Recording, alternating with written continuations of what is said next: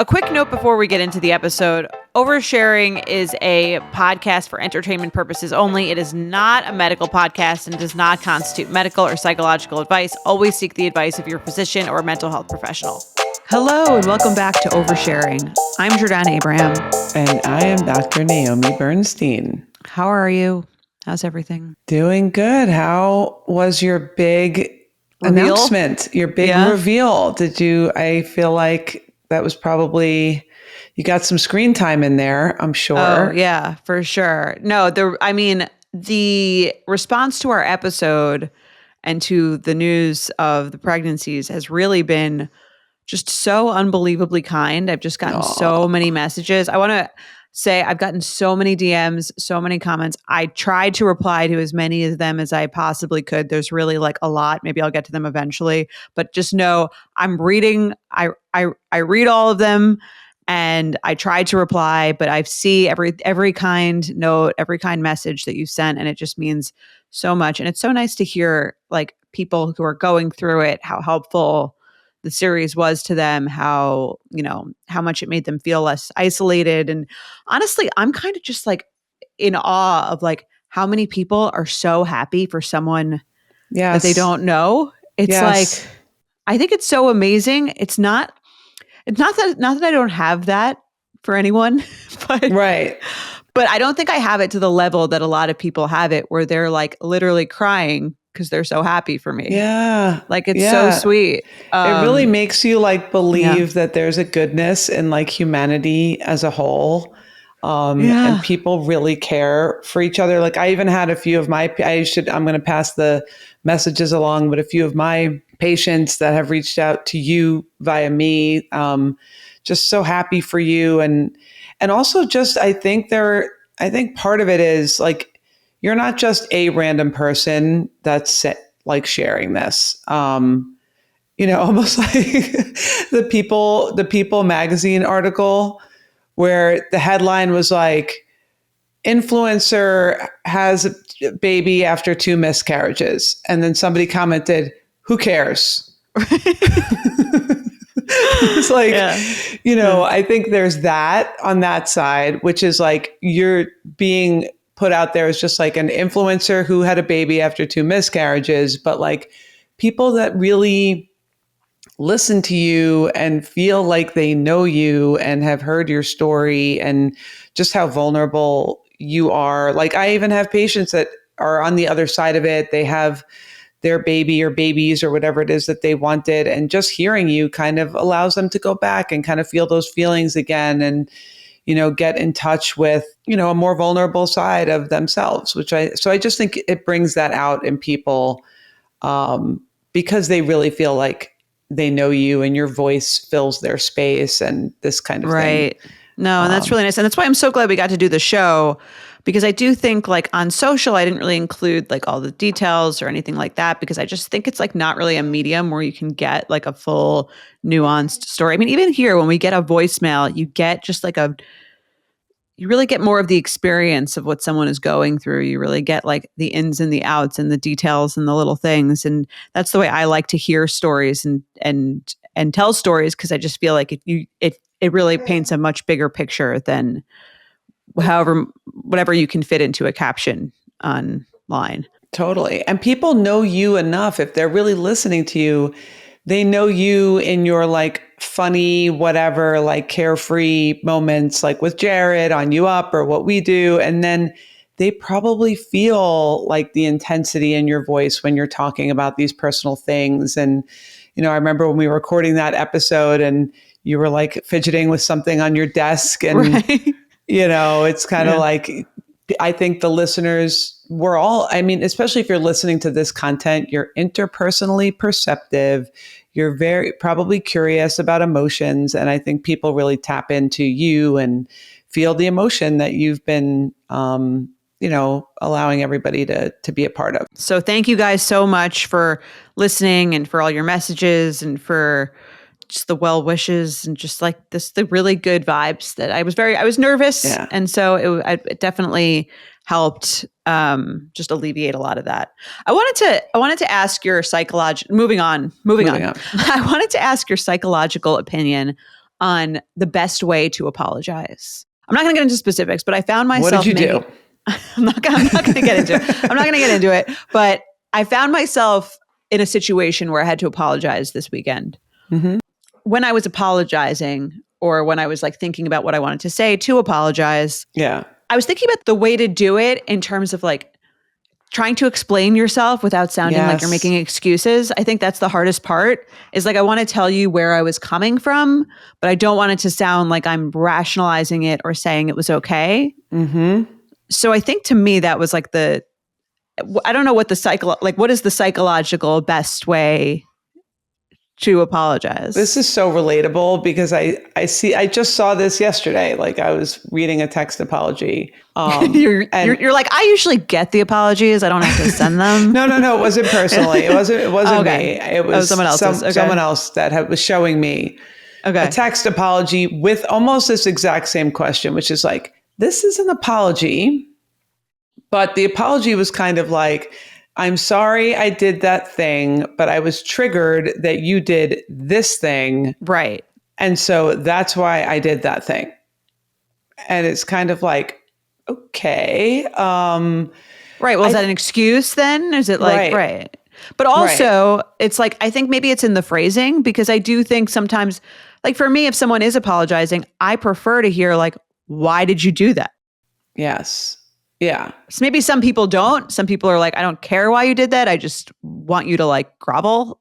But yeah, I think this is the other reason why I think ideally, in an ideal world, this doesn't happen over text, right? Because in real life, you can have more of a conversation where you can say, I'm so sorry I reacted in that way, or I said that thing, or whatever the behavior was that you did. Right. And you could say, I really was, just giving them some indication. I was up thinking about how, I thought a lot about how it might have made you feel. And I never, if I never would have made that choice. I like, if you feel this way, to say, if I could go back, I would have done it differently, I think is kind of a nice thing to say, which isn't like, it's not like taking away from why you did it. It's just saying, knowing now, I would have made a different choice if I could go back. And that does sometimes feel really nice to someone. Because I've had people kind of apologize and then, it's kind of like, but I probably wouldn't have done anything differently the next time. Well, yeah, that doesn't sound like an apology, right? Right. Right. Sounds like, I don't want you to be mad, but like, I wouldn't have done it differently. So saying that. Well, that's like, which I think is the worst thing to get, the most triggering thing to get in an apology, which is, I'm sorry you felt that way. Yes. Which is like, I don't feel bad about what I did. I'm sorry that you couldn't handle it. Right. Or whatever it was. Yes. Yeah. Which is like, I think the worst thing. I think if that's on the do not say apology list. Right. And I totally agree. But I think you can take an apology like that, which is why these things are better done in person or on the phone. Because I think what that's begging is like, there's more here. When people say something like, I'm sorry you felt that way, or I did this because I was really upset that you did that. So I think the idea of like bearing down an apology to like, I'm going to say these few sentences, you're going to say these few sentences. If that doesn't feel great, whatever you're saying, whatever your situation is, where you feel the need to say like, well, this is why I did it. Mm-hmm.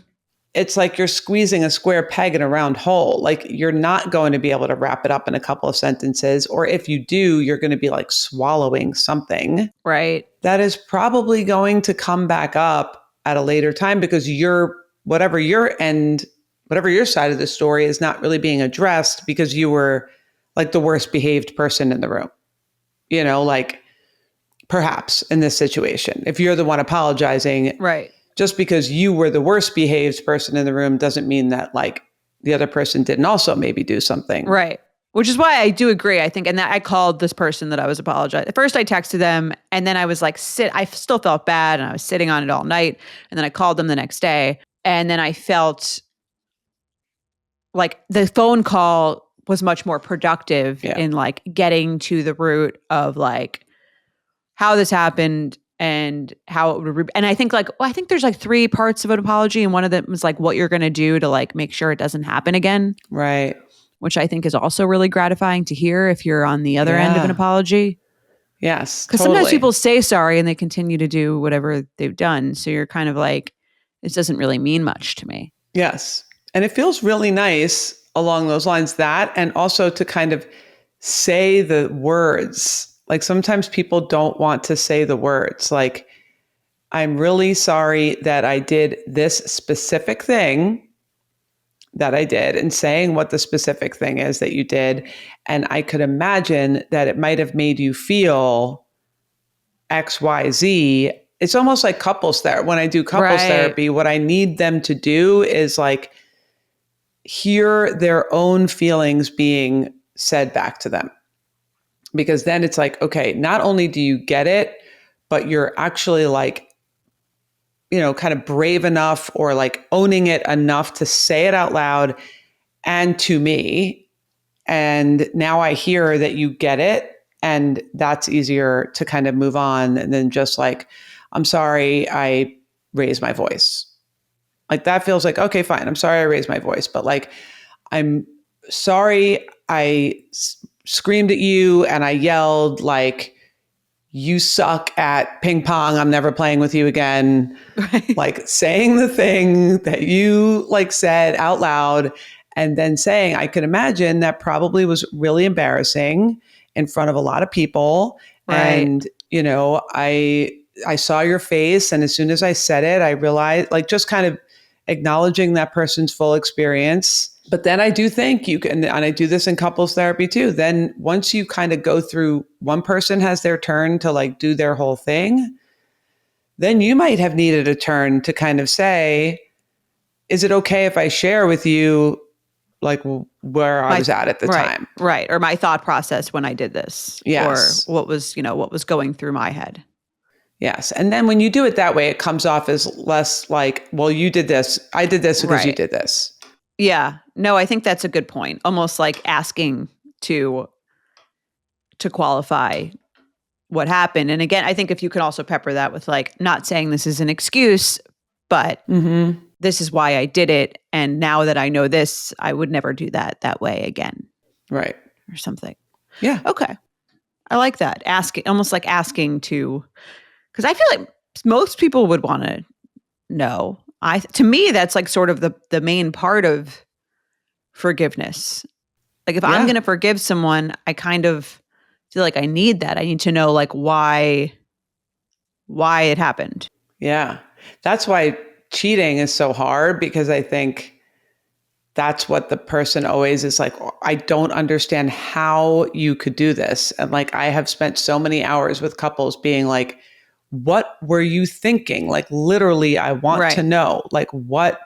And a lot of times there's like not really an answer, or the answer is not what they want to hear. So I do think people want to know that. But I think the important piece is like, you have to do a full good job at your part, making them feel understood and validated, and then they'll be open to almost anything. It's like you said, it's almost like the timing. Like if you just do like bang bang, Right. apology, excuse, that's going to land very differently than like full apology. Even asking sometimes, like, did I get it all? Like, does it sound like I understand what you're really upset about? Is there anything that I'm not understanding about how I hurt you? Like really squeezing all the juice out of that. Mm-hmm.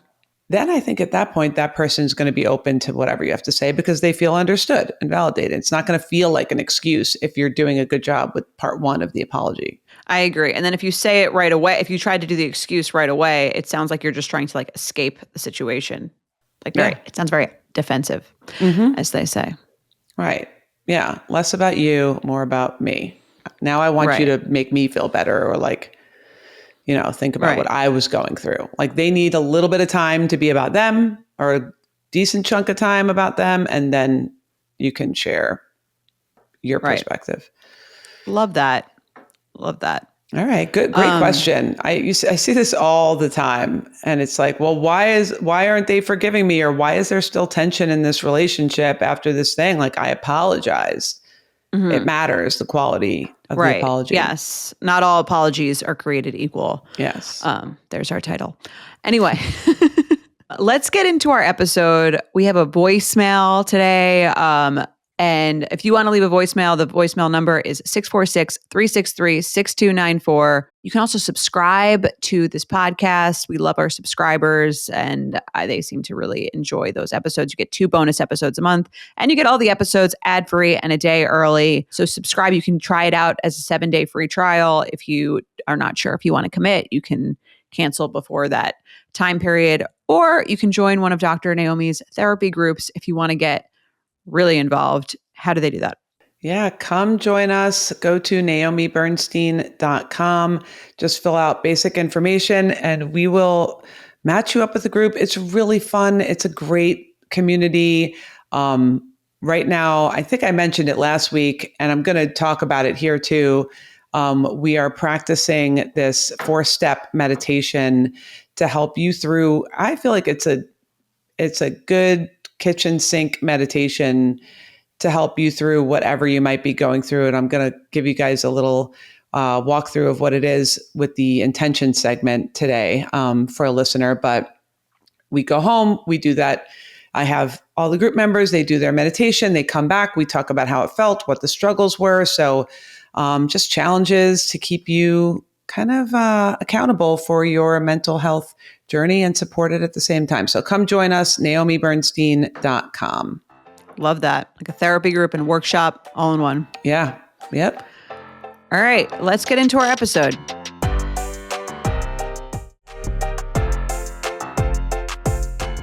Okay, and now we'll get into our overshare. We had an extra one that we did last week that was really good. We wanted to share it with you. So if our outfits change in the YouTube or Spotify video, you'll know why. But here's our overshare. Hi, Dr. Naomi and Jordana. Love the pod and thank you for all that you do. At my company, I lead a team of employees who are all in their 30s. I supervise the managers and they supervise the coordinators. We have a workplace where it's very common for staff to share about their personal lives, hang out on weekends, and even follow each other on social media. I am the first to admit that at my workplace, the line between friendship and work can be blurry. One of the coordinators has been given feedback multiple times, as recently as May, by her manager that sharing intimate details about her dating life is a step too far, especially when not everyone sees her as a friend. She seems to take this feedback okay, but it's been years of this, and I feel like we don't see too much change. She recently went through a breakup, and like every other time, she posted an announcement on her Instagram story. While not my cup of tea, she has the right to use her social media however she wants. Later that day, I got a message from a manager on my team, not hers, sending me a TikTok from her, which is public. She went on to talk about intimate details of her and her partner's sex life before they split. I can't tell if it's my place to say anything to her or ask her to stop. I know she cares about her career, and because this is recurring, I have been in many conversations where our leadership and her peers have mentioned they don't take her as seriously because of the public oversharing. But on the other hand, if she's gotten feedback before, does she just not care? While I care about her, I also feel like this is a direct reflection of me, and I feel embarrassed that this is out there. Signed, an HBIC or head betch in charge. All right. It's like she's kind of watching this person like crash and burn in slow motion, and everyone's talking about her behind her back and I guess to her face. So it just feels like a little, I want to help you, but you're not wanting to be helped.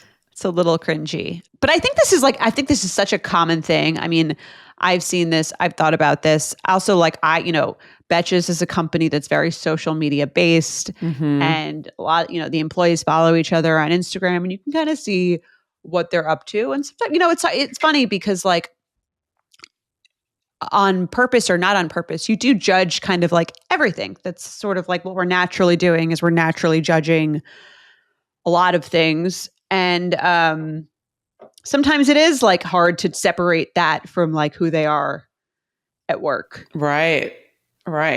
I guess the other piece is kind of like this listener feels like it's like embarrassing for her. Yes. Right. So, I don't know if that's something that happens for you. Like if there's someone that works for you that's putting something out there that feels like cringy, if you're like, oh, this is a bad look for me. Or if it's just like, no, this is just a bad look for you and it's really not my problem. Right. I almost think it's worse when it's like a friend who's putting up something that's Right.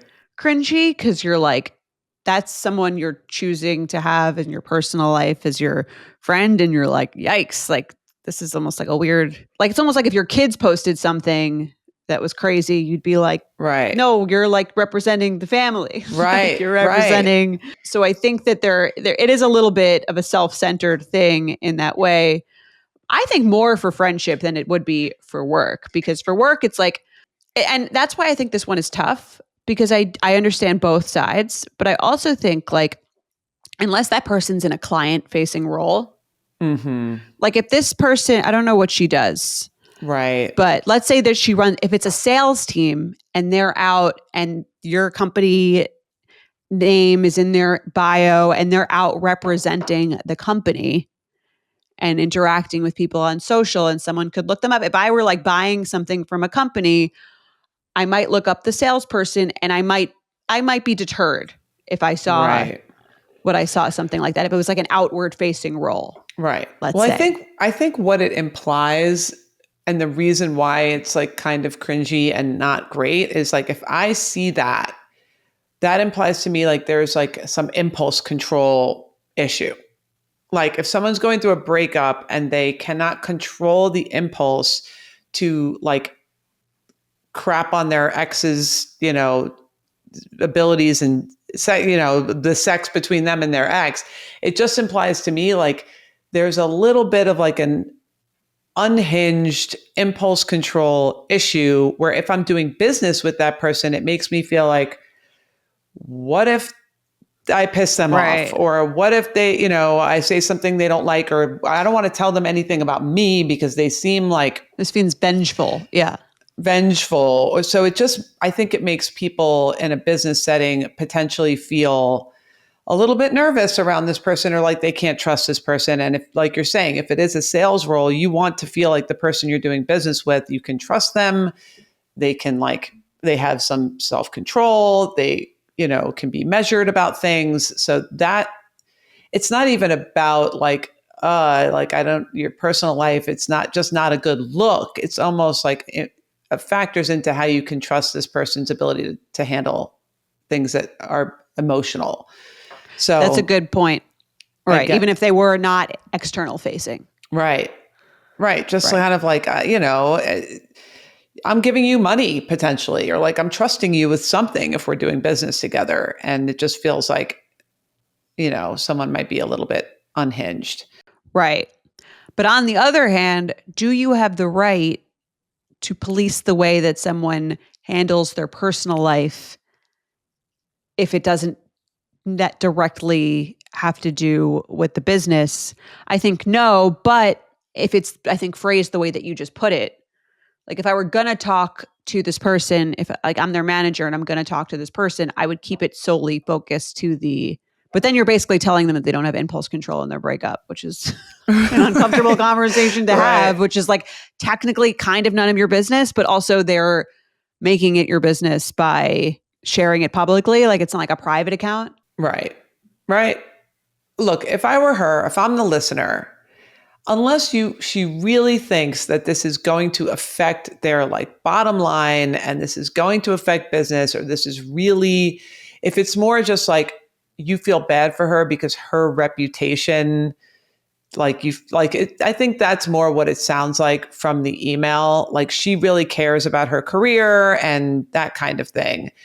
I think if it's just you're doing this out of care for her and her reputation, and she's not even your direct report, and also it's been mentioned to her several times already and she's not doing anything about it, I would probably back off. I think if it's something that you really think is going to affect your company or is like detrimental to what you're trying to achieve, then maybe it's worth saying something in that way of kind of like, when you put a lot of stuff out there, it, part of, and again, we don't know if this is a sales role or whatever it is, but like whatever you want to say about how that makes clients potentially feel when they see that, like you can just explain, not like in a judgy way of like, this isn't a good thing for you to do, but it just might make people feel this way and hesitate to want to do business or feel like they can't really trust. Yeah. And I think that's fair, or to suggest she go private at least. Yeah. I think it sounds like it was discussed with her, something about what she's sharing with other coworkers, maybe like in person. Mm-hmm. But I don't know. I think it's worth one more conversation about the social media, because maybe she was like, oh yeah, okay, I'm just like not going to like tell my coworkers about the sex life. I'm just going to post it on TikTok. I'm a public. Yeah. And then I media. won't, make anyone feel uncomfortable by telling them to their face. But I think maybe like one more conversation about just the need for discretion. And I think there's so many jobs where that's more obviously like a given. I once met up with a woman who was a judge. She was like for criminal cases. Right. And she was like, yeah, they were like, you can not have any social media. Right. Like that's right. very bad. Right. Like there are certain jobs like specifically where this is like very far on the end. I think if you were a judge and you were doing this, you'd probably be fired. But like, I think like there's levels of like what you do outside of work or school or whatever it is does affect your perception in important ways for certain jobs. And I think the connection is more clear, but I do think it's important for all of them. I mean, they tell you that when I remember maybe probably not for you, because I don't think that existed when you were applying to college. But even when I was applying to colleges in high school, they would be like, clean up your social media. Yeah, clean up your social media. No pictures of drinking, no pictures of whatever, right. And make sure you're they would have people change their name, like make it their first. Shh. They would suggest you like change your name, make it your first and middle name. Right. Ronnie's coming into his own. He sounds like a real teenager. I know. He's being very irritating. Seriously. Yes. Wants attention. Yeah. No, I do agree. I mean, I think, and this is a larger question, but I kind of feel like being public in general, unless you are like an influencer or your social media is part of what you're doing, it probably is like if you're in a professional role and someone's going to see, I mean, and if what you're posting is just like pictures of you living your life, fine. But if what you're posting is like your deepest emotional feelings about things and your personal breakup, like I do think just going private is kind of like, this is for my selected people, not anyone that I'm going to be in a professional setting with. Yeah. Unfortunately, we just don't live in a world where you're not, people in a professional setting aren't going to totally like be like, oh, I love that this person is just so open about all of their emotions and like I feel connected to them. Like that's not what people are looking for when they're looking to spend money and do business. They're looking for controlled, predictable, right, accountability. Yeah. Yes. So I think it's worth one more conversation about that. Be more explicit about the fact that it's a social media situation, and you can say you're free to share whatever you want privately, but maybe just be very mindful of who's watching these things. Right.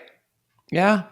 So let me, on a separate note, and again, because I'm not like huge in social media, what is the benefit if you're not in media of being public and having to deal with this? Like if you're private, right? And if you're dating someone and they want to see your thing, just let them request you and then you can say yes. And I think there's a few different motivations. There's one in this situation, it seems like a little bit of like a revenge thing. Like everyone is going to see how you wronged me. Right. Two, I think especially on some place like TikTok, there's like a democratization of being viral. So anyone could really go viral. Right. And I think there's like a little bit of an attention, fame seeking, like you could be the next big thing. Like I've seen so many crazy breakup stories that go viral because, they get shared and then the person feels like they've gotten all these views and they've gotten all this attention, or maybe then they become a TikTok star. Right. But if that's not what you're going, like I could see if that's what you're going for, right? If you're like an influencer trying to build your brand. But if I guess maybe everyone sort of, or a lot of people have this like little, that's kind of how they start. Right. Yeah. That maybe somehow that'll Right. just happen to them. Yeah. Okay. I guess I that's think that, why. right. I think there's this promise of, or not this promise, but this kind of like you could hit the jackpot, especially Right. again, Instagram, maybe less so, but TikTok, I think you kind of just get put, if you're like people are watching, you just get pushed and then you Right. could Now all of a be, sudden you're, selling skincare and, highlighter and yeah, yeah. you don't even need this job anymore. Right. You can talk about whatever you want. Yeah. So I think Um, there's that element. And then I don't know, I guess that there's some people who think of it as like it's my like live journal. right. I'm just being me Yeah. and everyone gets to see it. Yeah, I agree. Maybe one more conversation just about the social media piece, but at some point you're beating a dead horse. Either you are going to like let this person go because they're not heeding the advice, or you're going to just deal with it. But I agree. One more conversation sounds like it might be worth it just on this additional social media piece. Yeah. I mean, if you were hiring someone, would you do a little quick search for their social media just to make sure they were Yeah, for sure. I mean, not especially, insane? yeah. I mean, I've done that. When the kids were little and we were looking for babysitters, like I would look up everyone. And there were a lot of them where I was like, nope, just based on like without even scheduling the interview, just based on their social media. And the truth is, the babysitter that we have probably could be like doing body shots like on the bar, but I just don't know about it, like, Right. Which is still a different kind of person who does body shots at the bar and tells you about it. It's still, I mean, right, it is a little bit of a, even right. I'm saying, even those two people who do the same activities, the way that I think it's more about like the understanding, the self-awareness of the fact that they are being seen in a certain way is an important differentiator, even if two people are doing the same thing. Right. Like there's talking shit to your friend and there's talking shit on the internet. Those are like technically both just talking shit, but I think it's a different kind of person who does both, right? Yeah, that just there's an implication of a personality type that is more than just like you're saying what it is that you're doing. The fact that you don't care that anyone that it's out there is like a different personality type that I think that personality type makes some people a little nervous. So, Right. Yeah. All right. Worth a conversation. Give it a go. Don't say you're embarrassing me, even though she is. Okay.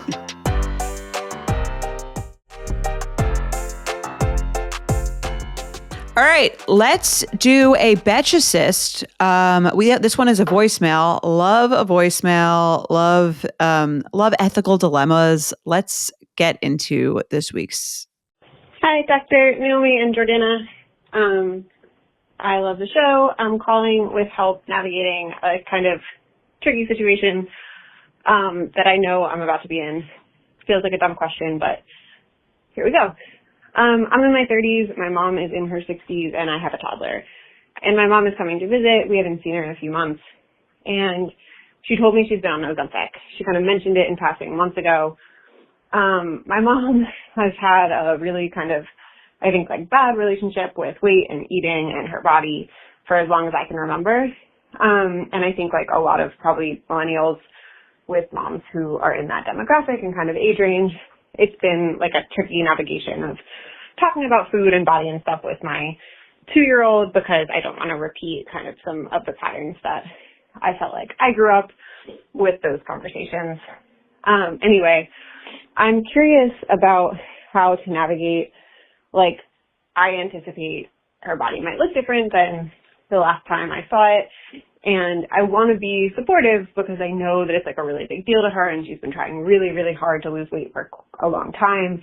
And so I'm torn between acknowledging it, but also like that's not something I would comment on in kind of like my family now, especially around my kids. Like I wouldn't say like you look great to mean that someone looks thinner, or kind of comment on someone's like body size at all. That's not really like how I live my life now. But I also don't want to like ignore it because I know it's important to her. I don't want to, make it like it kind of feels like I'm almost saying like I'm better than you if if I kind of like say anything affirmative about, you know, how we kind of think about bodies and that bodies aren't better than bigger bodies. Anyway, I'm overthinking it. I'm curious how you would handle kind of both trying to acknowledge and validate like her hard work and towards something that she cares about, while also balancing it being something that like we don't care about in our house, and how we talk about that around our toddler. Okay, thank you. I appreciate it. Bye. Good email. Yeah. This was a tough one. It's interesting. My instinct was probably not the best psychological way to handle this, which was to be like, compliment your mom when no one's around. Right. Just tell her she looks amazing when your daughter is napping. Right. Which is probably not like, you know what I mean? That's like an avoidance, pushing it under the rug thing. So I wanted to hear that's probably, if I'm being honest, that's probably what I would do if I was in her situation, where I didn't want her mom to feel like she wasn't getting the validation or the positive reinforcement that she was craving, but also didn't want the daughter to take any of that in. So that's my real world advice, but let's hear the real, probably healthier way to do it. No, well, I do think there's something healthy about that way, which is like, I'm not going to change you, right? Like just because I'm doing my family differently, I don't need to like pull you into that and try to change you to agree with the way that we're doing it, because I don't know her mom. She didn't give us a whole background, but there's a good chance that she's not going to change after 60 some odd years. So I do think there is something psychologically healthy about being able to just be like, one option is, I'm not going to say anything when you first walk in. And when my daughter's not there, I'm going to say, oh, you look beautiful, or like, you look great, or how's it going with that? How are you feeling? Some, curious question or a compliment or whatever you want to do. Just to kind of be like, we're doing us, you're doing you. We don't have to agree, because that sounds like it might be challenging. Right. The other option is, I don't know, maybe this is an opportunity to share with your mom and to share how you're trying to do things differently and why. I guess it depends on your mom and the relationship that you have with her. If you think she can handle that type of conversation where you kind of can say something nice about how she parented you and how that, like something nice that she did. And then also be like, but in this way, I think that because of, you making comments about your body or whatever she wants to say, I'm going to try something different. And so I want my child to feel like no matter what size their body is, that they're perfect. So I really don't like to comment on bodies at all. Even with you, like I loved you at the weight that you were at before. I love you now, just however she feels.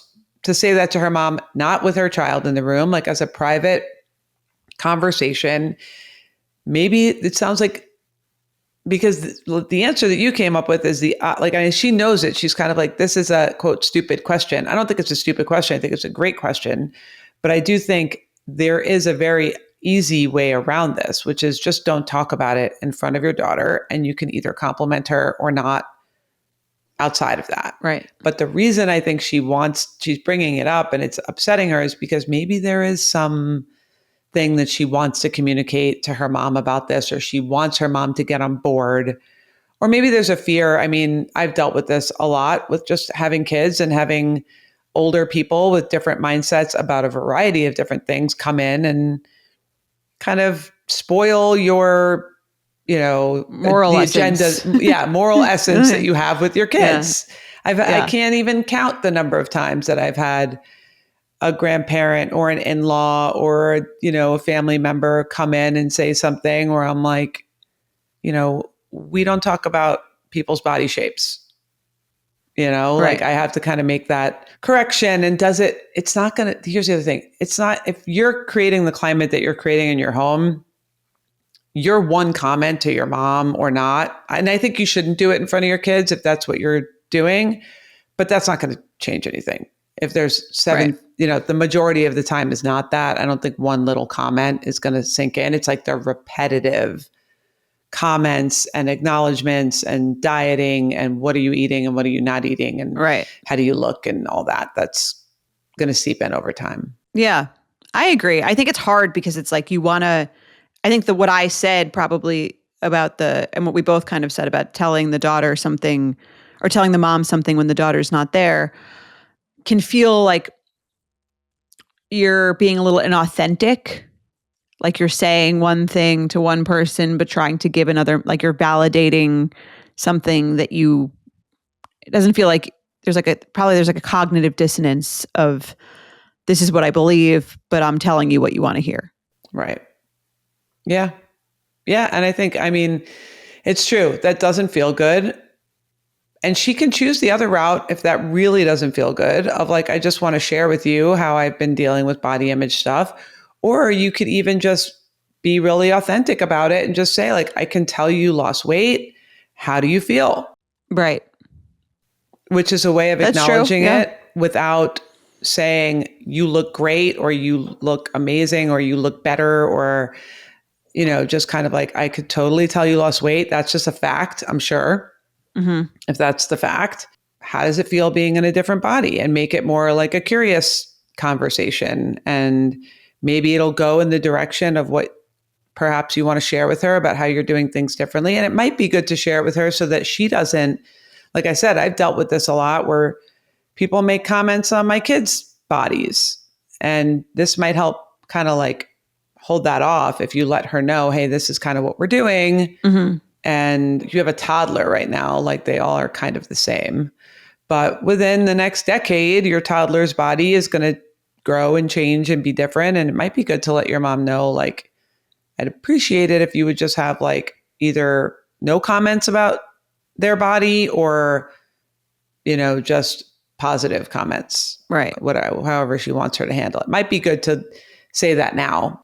Yeah. But you can't really control people. Like, parents and in-laws, they're going to make all kinds of comments that you can't control. So I like that as a good middle ground. And I also think like the comments that parents make are probably, especially if your kids hear them and are curious about them and feel that they're different from the messages they're hearing at home, I would imagine they would ask you about them, which is probably a good like lesson for them in dealing with the idea that not all people think the same way about the things that they think about, because they're going to go out into the world, and whether a comment is said in front of you and you hear about it, or it's a kid in their class with a different upbringing, or anyone they encounter in the world is going to say stuff that feels different than what they hear at home. So that's probably a good practice run for you, kind of being able to explain, well, this person thinks that and we think this. Totally. Yep. Because you can't control it. Like there's just so much body image stuff and, on TV, even like whatever it is. The culture is heavy and large. So in your bubble, you can make it what you want, but they're going to go to school and they're going to hear comments from other kids or other parents if they go to a play date. Like, you can't control it all. And it is a great opportunity to be able to be prepared of like how you're going to handle when if hopefully they bring it back and say, oh, this person said this and it made me feel a way. And just open up that dialogue with them, because you can't keep them in a bubble, unfortunately. Right. Love that. All right. Well, good luck. Yeah, good luck. It's a great question. Good Very question. relatable. Yeah. For sure.